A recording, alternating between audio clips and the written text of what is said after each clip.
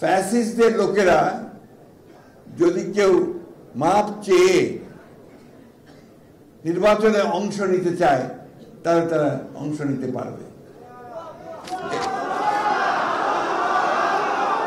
এটা কি আপনারা মেনে নেবেন? তোমরা এটা মানবে?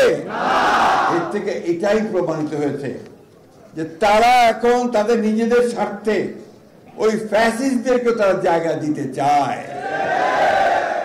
আমি কথাটা এই জন্যই তুললাম, যেটা অনেককেই দেখলাম, আমি আপনার ঠিক খেয়াল করেননি, এই কথাটা কালকে স্থানীয় সরকার উপদেষ্টা বলেছেন, which is dangerous। তার মানে কি আমরা এটা মনে করব যে তারা সরকারে থেকে তাদের দল গোছানোর জন্য তারা বিভিন্ন রকম কৌশল নিচ্ছেন? সেই কৌশল নিলে তো আমরা তা হতে দেব না, এই দেশের মানুষ তা হতে দেবে না। আমরা সেই খুব পরিষ্কার করে বলছি, অবশ্যই নতুন যে কোনো রাজনৈতিক দলকে আমরা স্বাগত জানাবো। ছাত্র সংগঠন ইতিমধ্যে করেছেন, আমরা স্বাগত জানাচ্ছি। যখনই দল তৈরি করবেন স্বাগত জানাবো। তার অর্থ এই নয় যে আপনারা সরকারে বসে সরকারের সমস্ত সুযোগ সুবিধা নিয়ে আপনারা আপনাদের দল গঠন করবেন, সেটা কখনোই মেনে নেওয়া হবে না।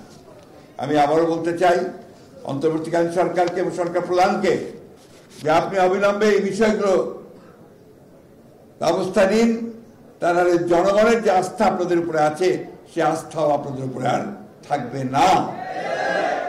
আমি যখন প্রথম বলেছিলাম যে যদি এই অন্তর্বর্তী সরকারের কেউ নিরপেক্ষতা হারায় তাহলে আরেকটি নিরপেক্ষ সরকারের প্রয়োজন হবে, বলেছিলাম না? কেন বলেছিলাম তা এখন প্রমাণ হচ্ছে। তখন তিনি বলেছিলেন যে আমি নাকি 1-11 দিকে নজর দিচ্ছি। আমরা 1-11 ভুক্তভোগী। 1-11 যারা তৈরি করেছে তারা টিকতে পারেনি মানুষের কাছে। আবারও হুঁশিয়ার করে বলে দিতে চাই, যদি আবার কেউ সেই 1-11 কথা চিন্তা করেন, গণতন্ত্রকে বিসর্জন দিয়ে আবার সেই একদলীয় শাসন বা ফ্যাসিস্ট আন্দোলন, ফ্যাসিস্ট সরকারের দিকে যেতে চান, তাহলে কখনোই জনগণ তা মেনে নেবেন না।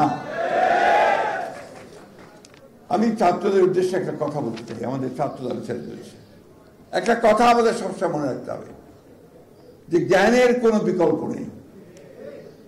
জ্ঞান চর্চাটাই হচ্ছে আমাদের মূল লক্ষ্য হতে হবে। তখনই আমরা অত্যন্ত ভালো দল গঠন করতে পারবো যখন আমরা জ্ঞান অর্জন করতে পারবো।